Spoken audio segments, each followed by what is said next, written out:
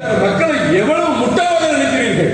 தமிழ்நாடு என்று பேர் இல்லை என்று சொல்லி 50 லட்சம் கோடியில் தமிழ்நாட்டுக்கு என்ன பங்கோ அந்த திட்டங்களுக்கு எல்லாம் வரும். இப்ப இந்த பட்ஜெட்டுக்கு முதல் வருஷம் பாருங்க, இந்தியா முழுவதும் நெடுஞ்சாலை போடுறோம். இந்தியாவிலேயே அதிக தூரம் ஹைவேஸ் போட்டது 2646 கிலோமீட்டர் தமிழ்நாடு. அமைச்சர் அவர்கள் இதெல்லாம் பேசுவாங்க. அமைச்சர் ஏற்கனவே புதுச்சேரியில பட்ஜெட்டை பத்தி விளக்கமான ஒரு பத்திரிகையாளர் சந்திப்பை கொடுத்தார்கள். 2 சந்தோஷமான விஷயம். நாங்கள் டெல்லிக்கு பணியாற்றுவதற்கு ஒரு 25 பேர் ஒரு குழுவாக சென்றிருந்தோம். அங்கே எங்களுக்கு வழிகாட்டக்கூடியவர் அமைச்சர் தான். காலையில் அமைச்சர் வீட்டுக்கு போகணும், டிஃபன் ரெடியா இருக்கும், சாப்பிடணும், எங்கெல்லாம் போறீங்க, என்ன பண்றீங்க, எங்க பண்ணிட்டு இருக்கீங்க, நைட் ரிப்போர்ட் கொடுக்கணும்.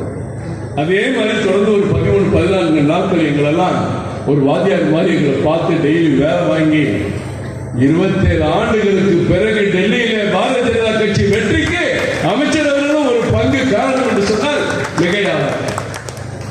அப்படிப்பட்ட தலைவர் நேற்றைக்கு காசி தமிழ் சங்கத்தை பாரத பிரதமர் வாழ்த்தி காசி சார்பாக யூபி முதலமைச்சர் வந்திருக்கிறார்.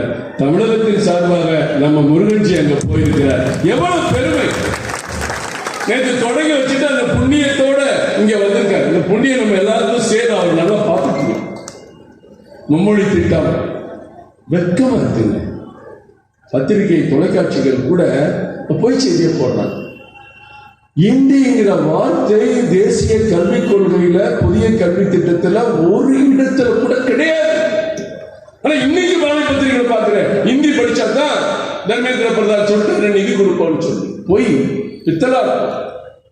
நம்ம ஊர்ல தெலுங்கு பேசுற மக்கள் எத்தனை லட்சம் பேர் இருக்காங்க. இன்னைக்கு மேடையில் இருக்கிற தலைவர்கள் இருக்காங்க தெலுங்கு பேசக்கூடிய மக்கள். மலையாளம் பேசக்கூடிய மக்கள் தமிழ்நாட்டில் எத்தனை லட்சம் பேர் இருக்காங்க. கன்னடம் பேசக்கூடிய மக்கள் தமிழ்நாட்டில் எத்தனை பேர் இருக்காங்க. இப்படி மலையாளம், தெலுங்கு, கன்னடம் எந்த மொழியாக இருந்தாலும் ஏதாவது ஒரு மொழி குழந்தைகளை கற்றுக்கொள்ள விடுங்கள் என்று மத்திய அரசு சொல்வதை திரித்து இந்தி எதிர்ப்பு போராட்டம், இந்தியிலே நாங்கள் சொல்லலையா, நீதான் இந்திங்கிற. தமிழ்நாட்டில் 58,000 மெட்ரிகுலேஷன் பள்ளியில இந்தி சொல்லி கொடுத்துட்டு இருக்காங்க. எவனாவது இல்லைன்னு சொல்ல முடியுமா? கல்வி அமைச்சர் இந்த பொய்யா சொல்லக்கூடிய பொய்யாமொழி சொல்ல முடியுமா? 58,000 ஸ்கூல்ல இந்தி சொல்லி கொடுக்குறாங்க. அந்த ஸ்கூல்ல இந்தி சொல்லி கொடுக்கலன்னா அது கவர்மெண்ட் ஸ்கூலுக்கு போறாங்களா? எனக்கு வேண்டாங்க. நீ இந்தி படி, தெலுங்கு படி, கன்னடம் படி. அட பாவிகளா, பாரத பிரதமர் இந்தியா மட்டுமல்ல உலகம் எங்கே சென்றாலும் தமிழ் தமிழ் தமிழ் பேசுறாரு. இந்தியா முழுவதும் 10,000 குழந்தைகளை உட்கார வச்சுட்டு தமிழை படிங்க, சமஸ்கிருதத்தை விட தொன்மையான மொழி தமிழ் அப்படின்னு சொல்லி கொடுக்கிறாரு. உங்க காதுக்கு உங்க கண்ணுக்கு தெரியலையா? இதனால என்ன ஆகும்? இந்த மும்மொழி திட்டம் இந்தியா பூரா வரும்போது பல்வேறு மாநில குழந்தைகள், ஏற்கனவே பிரதமர் சொல்லிட்டு இருக்காரு, நம்ம தாய்மொழி ஹிந்தி பேசுறோம், ஆங்கிலம் பேசுறோம், 3வது மொழியா தமிழ் படிச்சா என்னன்னு ஆசைப்படுவாங்களா மாட்டாங்க? அப்ப நம்ம தமிழ் வளர்றதுக்கு ஒரு வாய்ப்பு இல்லையா? மறுபடியும் போராட்டம் வெடிக்குமா? உரசி பார்க்காதீங்க. ஆளாளுக்கு உதயநிதியில இருந்து முதலமைச்சர்ல இருந்து சீமான்ல இருந்து எல்லாரும் புலம்ப ஆரம்பிச்சாச்சு. இவங்களுக்குலாம் அடுத்து ஒரு இந்திய எதிர்ப்புங்கிற ஒரு போராட்டம் கை கொடுக்க நினைச்சு கற்பனையில வாழாதீங்க. அன்னைக்கு உங்களை எதிர்த்து போராட ஆள் இல்லை. ஆனா ஒவ்வொரு தமிழனுக்கும் எல்லா மொழியும் முக்கியம் என்பதை சொல்லிக் கொடுப்பதற்கு, அவர்களுக்கு ஊக்கப்படுத்துவதற்கு இன்றைக்கு பாரதிய ஜனதா கட்சி இந்த தமிழகத்தில் இருக்கிறது என்பதை நீங்கள் மறந்து விடாதீர்கள். மாநில தலைவர் அண்ணாமலை நேற்றைக்கு முன்தினம் 2 தினங்களுக்கு முன்பாக திருவண்ணாமலையில் பேசினார். அறிவாலயத்தின் ஒவ்வொரு செங்கலையும் உருவுகிற வரை நாங்கள் விடமாட்டோம். 35 அமைச்சர்களையும் ஊழல் செய்த அமைச்சர்களை சிறைக்கு அனுப்புகிற விடமாட்டோம் என்று சொன்னார்.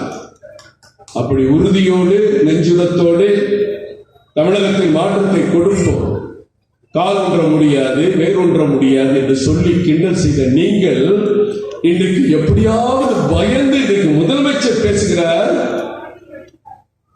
அதிமுகவுடன் கள்ள கூட்டணி, எங்கள் கூட்டணி கட்சிகள் பேசுவதை நான் பெரிதாக எடுத்துக் கொள்வது.